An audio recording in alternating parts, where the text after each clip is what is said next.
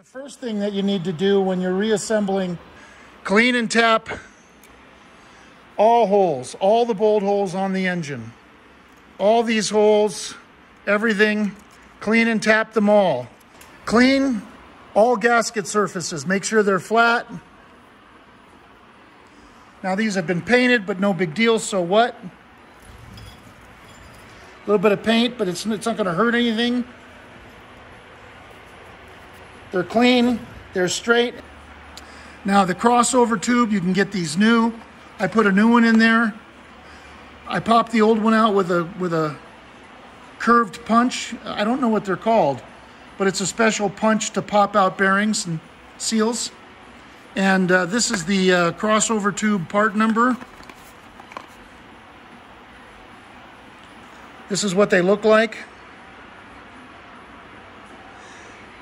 Now when I tap these in, I end up flattening the end of it, so I cut them off. Doesn't matter. You know, you have to pound them in, you know, and then it ends up mushrooming the end here. So then I just cut that off after I do it. And this has to be only so long. So you need to know this length, because when you put the water pump on, the water pump also has a crossover tube. They could conflict. Okay, so here I've got the water pump put on temporarily so you can see these distances. It's about, what, 2 1/4 total. The water pump one comes out about 1 inch. So that'll give you some idea of what those dimensions should be. So in preparing my video to post and getting it ready, I realized I skipped over the water pump completely. So I will add that now, and here it is. I put the water pump on. You can see the gaskets. And it's pretty simple. I mean, I think we all know how to put a water pump on. It's 4 bolts and this. So I showed you guys this. You saw the tubes, the crossover tubes. But there is, on the water pump, this one hole here is not a blind hole. All of the others are blind holes. They don't go through to the watering system. But this one does. And that one has to be siliconed or sealed in some way. Wouldn't hurt to do it on all of them, just in case. But the rest of them are blind holes, if I remember correctly. And then also this is 3/4. You know, I don't know if you guys have noticed this, but you have 2 size tubes coming out of the heater core. Well, one of them's a 3/4, which goes here, and the other one is a 5/8, which is going to go to this fitting. And also, you know, I noticed, you know, Joe R. Nunn, you know, he has that, he's working on that 66. But I noticed on his car that he has the double fitting here, and one hose goes back and the other hose goes around like this. Well, that hose that goes back, that was originally supposed to heat up the choke. So that would come back here and it would bracket to the choke and then go back to the heater core. And then this one would, with a Y hose, with a Y fitting, it would tee into the 3/4 hose coming back. It would tee into that. So this would be a 5/8 hose to the T, and then it would be a 3/4 inch hose to here. That's how that would work. Now some of those, this one doesn't have that. I don't have the hose going to the carburetor. So I don't need a double fitting. I just need a single. So I just have the one hose, the 5/8 coming out, going to the heater core, 3/4 coming back to this fitting. Okay, here's all the hardware for all of the accessories that go onto the engine. So starting here, the trans cross brace to frame. That's where the transmission cross brace that holds the transmission up and the transmission mount, that's where it's bolted to the frame. These are the bolts that hold the motor mount to the block, 2 on each side. These are the 2 nuts and the washers that hold the motor mount to the frame. This is the bolt that holds the negative ground cable to the block with the star washer. So when you put this on, the star washer goes against the block, the battery cable goes next, and then the bolt. This is the bolt that holds the starting cable retaining strap to the block. right next to where the alternator bolt goes.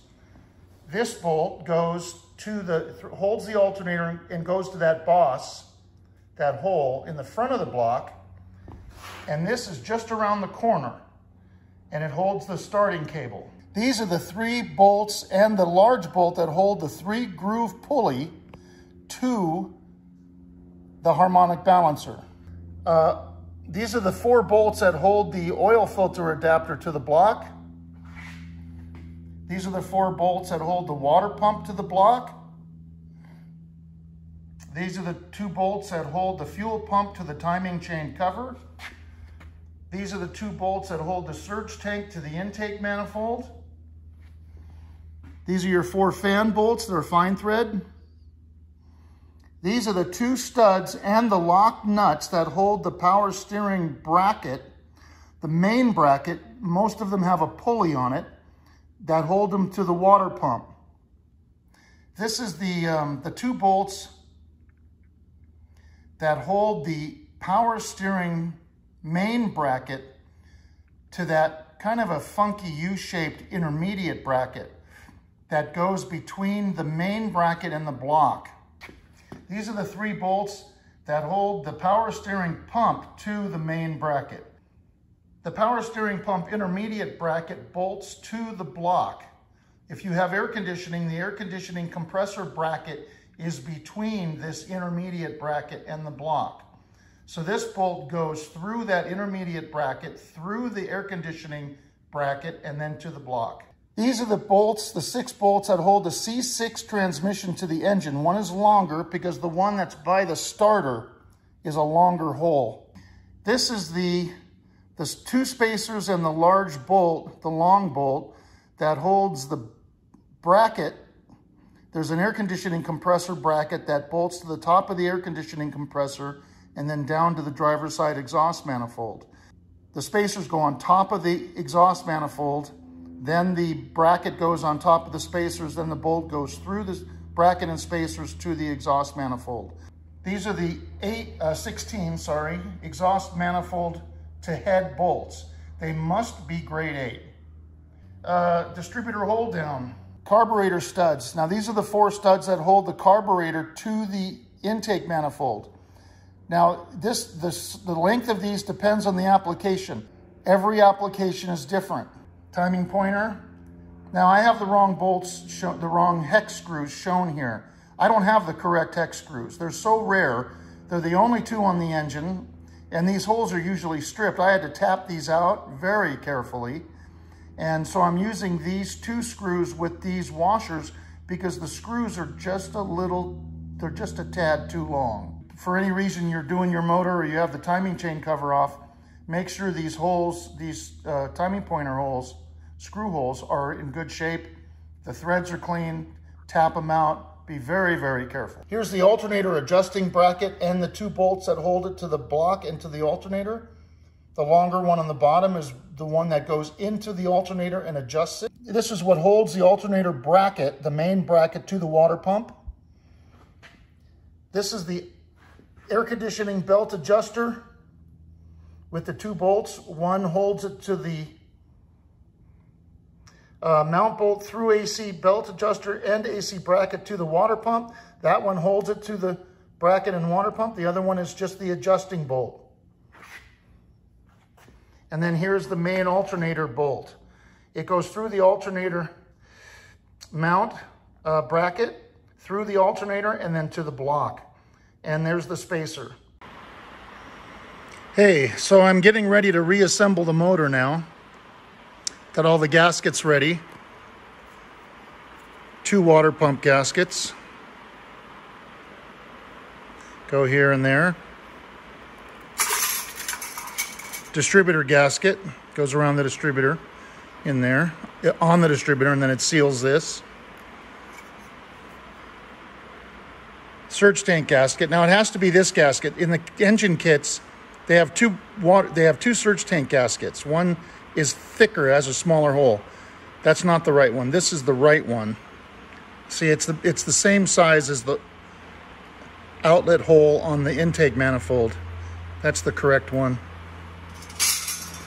Oil filter adapter gasket goes over here. Fuel pump gasket here. And the tin shields for the exhaust manifolds. We'll talk about these later, but you only use tin shields. You don't use the paper gaskets. Okay, I'm gonna put the driver's side exhaust manifold on.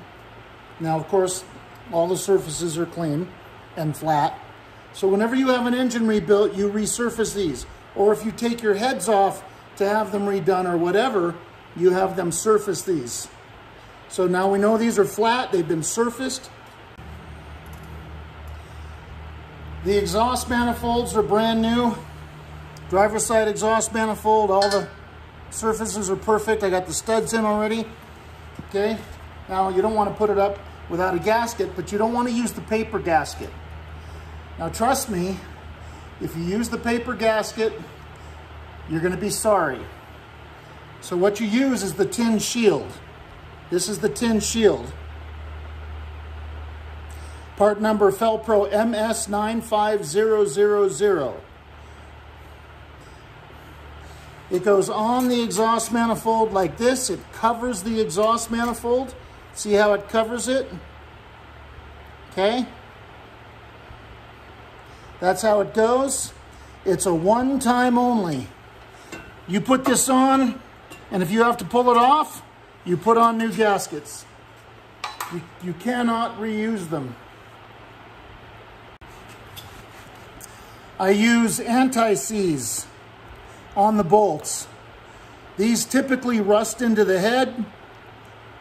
These are the top ones I was talking about earlier, the ones that you could use a little bit of a longer bolt so that it comes out through the back. That way the entire hole has a bolt in it, and the chances of it rusting are less than if there's some of the thread showing. I use the same size bolts because it just gets less confusing that way. They're a little bit shorter. They don't come all the way through the hole. Anyway, you want to put a little bit of anti-seize on these. Like that. Okay. Murphy's Law. I'll drop every one of these suckers. They want to go on the floor. I don't know why, but... Okay? Everyone gets anti-seize. Sorry if I'm not in the frame.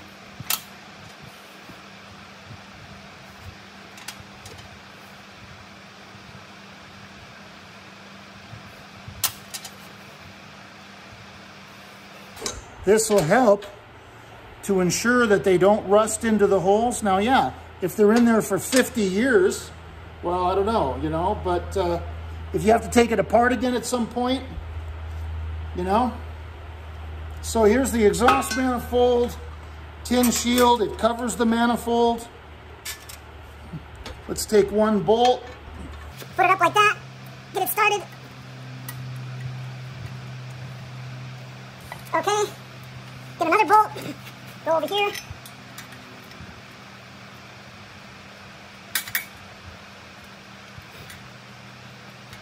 The one on the bottom front,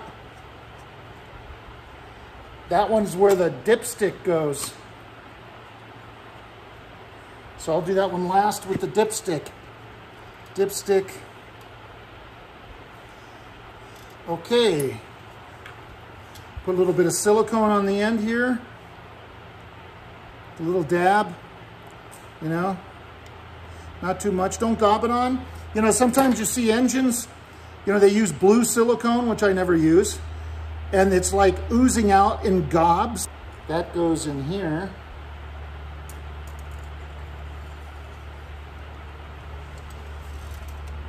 Put the bolt in. Okay. And then the way you tighten these, you start from the inner ones first. And you can go 1, 2, 3, 4. You can go 1, 2, 3, 4. I don't tighten them all the way at first. I tighten them a little bit first. And I do it by hand. So I just get them snug, like that. I'm just barely snugging them, barely. I'm not putting any pressure on them at all.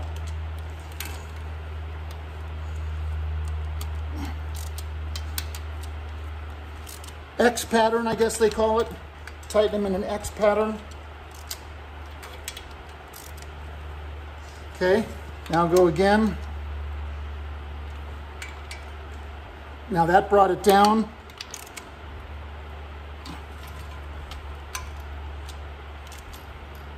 Now I'm going to go back here again. When you tighten the outer ones, it loosens the inner ones. You have to remember that. So as I go out, the inner ones become less tight.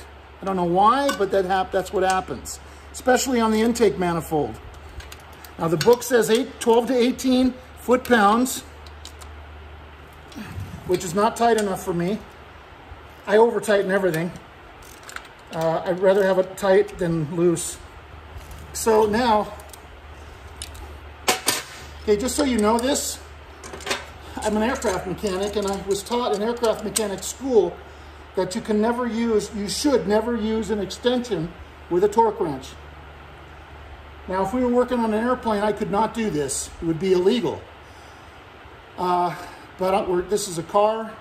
It doesn't make that much difference. Here's my torque wrench. Snap on. Let's see, the last time I had it calibrated was November 24th, 1992. So do you think that's still in calibration? Not. 15 is the lowest setting. So anyway, see, I've already got it at that. It's clicking. Okay. Now, you know, I always joke that I have a calibrated elbow. Being an aircraft mechanic, you kind of learn torques and things like that. You should never do that when you're working on an airplane. Whether you learn them or not, you got to use a torque wrench. So I'm going to go up to 20 now. Even though the book says 12 to 18, I tighten these tighter than that. See, that's more than 20. It's already clicking. I'm going to go up to 30.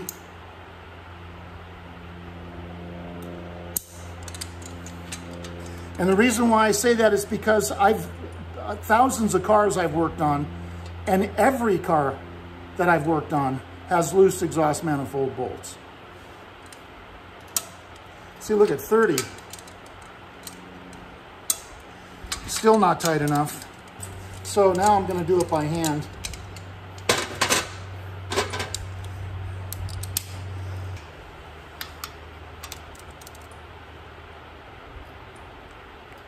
Okay, that's very tight. Very tight. So 30 was good, even though the book said 12 to 18. Very tight.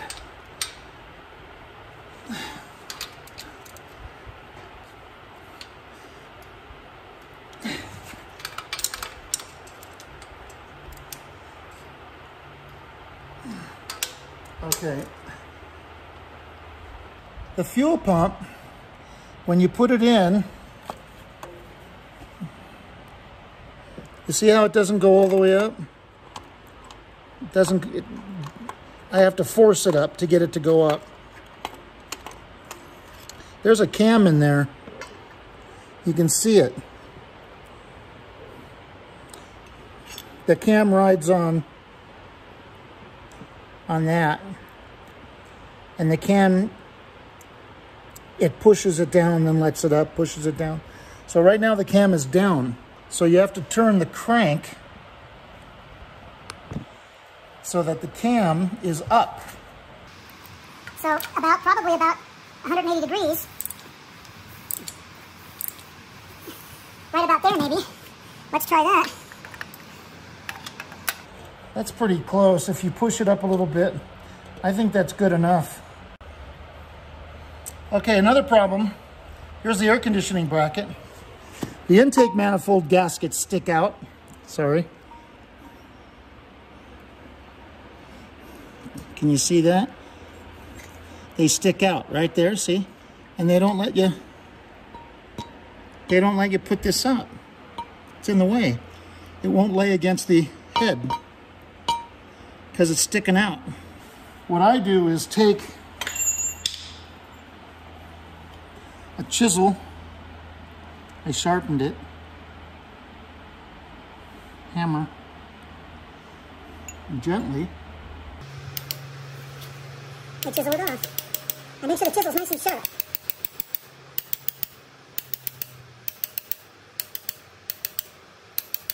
Okay? I do the same on the other side just to make it look even.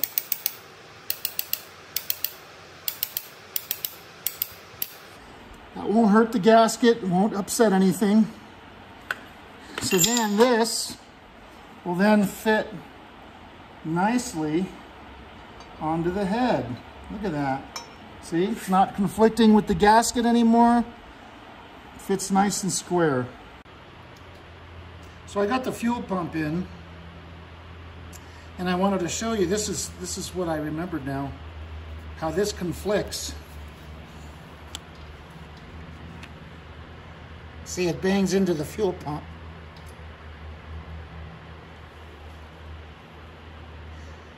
That's what happens.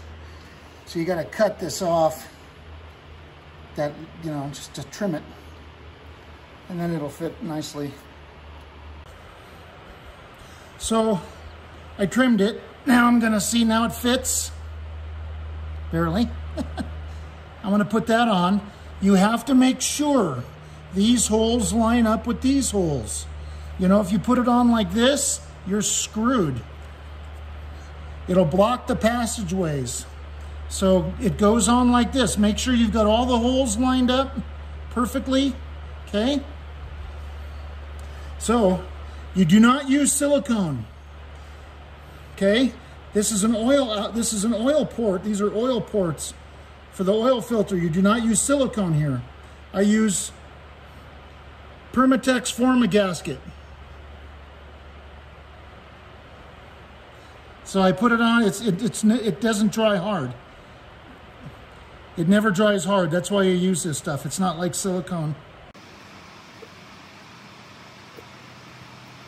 And here's the adapter. See, clean, dry, no oil. So you just get it all over here. You don't dab it on. See, I'm spreading it with my finger. Okay? Sorry. Okay. So then, you could either put more on the gasket, but it's better to put it on this so you know where you're putting it on. So, form a gasket, okay? Can you see that? Sorry, let me turn this a little bit. Put it on here, you know. Don't gob it on. It just needs to be on thin, enough to cover. Okay? That should be plenty. I got it. Nice, good coat. Okay? Now under this bolt here, the bottom rearward bolt, that's where the bracket to hold the transmission lines go. But I'll put that on later.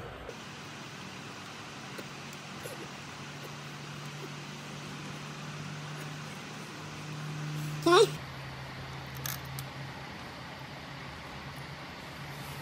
Half-inch socket.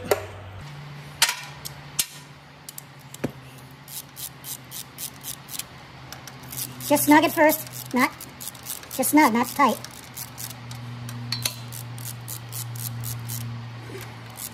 Okay. Now these are smaller. These are 5/16 as opposed to the 3/8 bolts for the fuel pump and the water pump.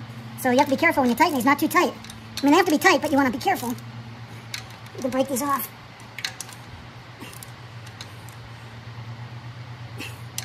So then this is how this looks. That's where your oil, this is your oil sending unit for cars with gauges. Only used with cars with gauges. If you have an idiot light, then you have a different sending unit. The wire goes here. Oil filter goes here. So I'm in the process of putting on the power steering bracket. And here you can see those studs I was talking about. the studs that go into the water pump. The studs go into the water pump like that. That's the stock factory original setup. 2 studs. Then these go on. This goes on like that. Okay. Okay, slides on. Washer. Lock nut. See the lock nut?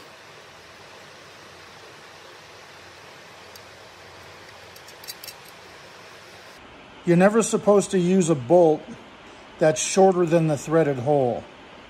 The bolt is always supposed to come out of the hole by 2 threads at least. Now this is, again, this is a car, not an airplane. And it's, you know, it's okay to do that to some degree, but if you're not utilizing all the threads in the hole, then it's not really a secure fit. So this is the correct bolt for this application. Power steering bracket to intermediate bracket. Here's the intermediate bracket, okay? This is the intermediate bracket. The air conditioning bracket fits in between here. And this is the power steering intermediate bracket, and this is the main power steering bracket. And these bolts are 3/8 by 16, 3/8 16 threads, and they're 1.25 inches long. So they're correct because they come through the hole completely. So I got the bracket on, I got the air conditioning bracket on, everything's tight, and that's it. That's the whole power steering bracket. And then of course, the power steering pump goes in here, and these are the bolt holes and the areas where the 3 bolts go. So anyway, that's how that all bolted up. And let's go over to the alternator now. So here you have the alternator bracket with air conditioning. 60, this is a 66 T-Bird. 65 and 6 are the same. This is the idler pulley. It's adjustable for the air conditioning belt. It adjusts back and forth. You put a big wrench here and turn it. Here's the bolt for the adjuster that bolts into the bracket. There's a boss on the back. 3/8 16 by 1 1/4. This bolt goes through the idler pulley bracket, through the alternator air conditioning bracket and into the water pump. 3/8 16 by 1 1/2. And then here's your large bolt for the alternator mount, top mount, and the spacer. This is the hole for the strap for the starter cable. There's a strap here that holds the starter cable. There's also a strap here. So your starter cable comes from the starter. There's a strap holding it here, a strap holding it here, and then it goes up to the battery. And those straps are right here. See? They've got big holes because of the big bolts that hold them. Motor mount, and that one hole where the alternator hole is, the alternator boss. And these are the correct factory original straps. You know, we cleaned them and painted them, and then to replace the rubber, you use shrink tubing. That's what we do, use shrink tubing. And the difference between this 65 and 66 bracket is it goes around the water pump here where the 64 does not. And there's another difference. The 64 has another, like a tab coming off of it for the bracket to the air conditioning. Whereas this one, this is where the air conditioning bracket attaches here. So here are the alternator brackets for 64, 5, and 6 with air. And the one on the right, this one, is for a 64 only. And you can see how it has this extra bracket, this extra tab. And this one is the 65 and 6, and it has this cutout. They've removed this tab completely and made a cutout here so that it fits around a boss in the water pump. So on the 64, there's a bracket bolted to here, and it goes to the air conditioning compressor. On a 65 and 66, this boss on the water pump that's in here, a bracket bolts to that and goes to the air conditioning compressor. Well, since I'm out here doing pickup shots of things I forgot to show you guys, I'll show you this. I had mentioned it in a note somewhere in this video, but I'll show it to you. This is the hole for the negative cable, not the one in the back, this one. And this is the bolt, and this is the star washer. Okay, another thing I did was I made this. The car didn't have one. I copied this from one I have. So I copied it exactly, and I bolted it to the intake manifold. This is where these are supposed to go. Now this is a 428, so it says 428. If it was a 390, it would say 390. And these letters might be a little different. But that's where that goes. That's the data tag for the engine. Another thing that I want to show you, this is the back of the engine. See this bracket? This is the throttle spring bracket. All Thunderbirds 61 to 66 have this exact bracket in this exact place. This is the driver's side left valve cover. This is the rear of the motor. This is the rearmost intake manifold bolt, and this bracket goes just like that under that bolt. All Thunderbirds 61 to 66. So in assembling the motor, I'm noticing that the timing chain pointer, the timing pointer, God, if only I could speak. The timing pointer is underneath the pulley. And this is the way the timing pointer is not bent. It's the way that they all are. They come out straight. And if the pulley wasn't here, it would be on top of the harmonic balancer, and it would point to, if I can get that, I don't know if I can get it. It would point to the gradients that are on the harmonic balancer, but since the pulley goes over the balancer and the pulley has these gradients on it, it's underneath the pulley. And again, you'd think, you know, your first thought's going to be, well, it's bent down. It's not bent down.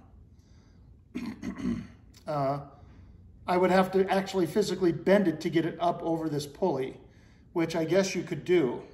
Anyway, I made another video. I figured out the problem. So the following is that shows you what was wrong.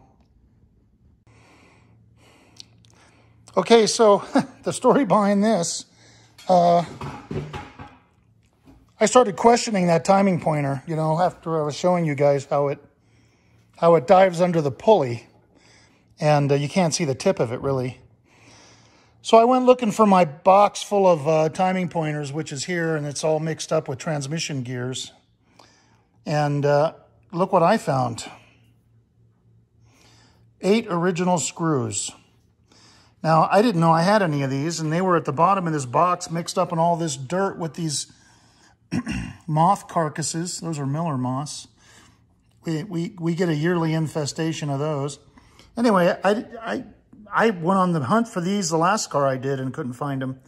Anyway, I found them. So this is the original timing chain cover hex screw. And they're like a self-starter. See, they got a little notch out of them like a self-starter. This is what they look like. Oh, well, now I've got 7. So anyway, I'm trying to determine, I'm thinking to myself, well, maybe I have the wrong timing pointer on there. So these are from Squarebirds and 61s and 2s, because here's a clean one. They have the gradients on them, and the Squarebirds and 61 and 62s do not have numerical gradients on the harmonic balancer. They have a dot, and the dot lines up with these. So these are Squarebird and 61 and 62. So I know those aren't the ones. So, you know, I parted out, like I said, I parted out a whole slew of cars, and this is what I have left. And so that tells me that it's either this or these, one or the other.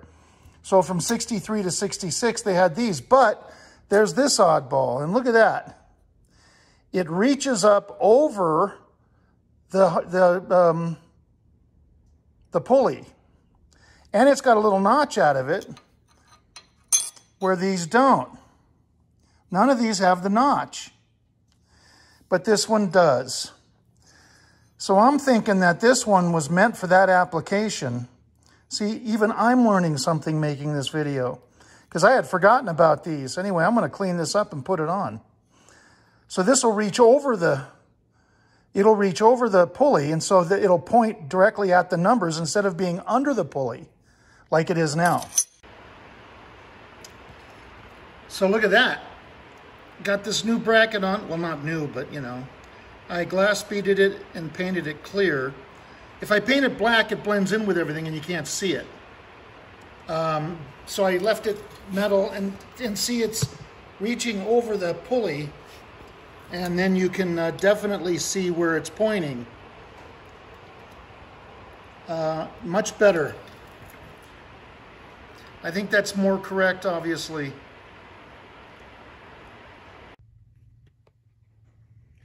So some of you might have been wondering what these are.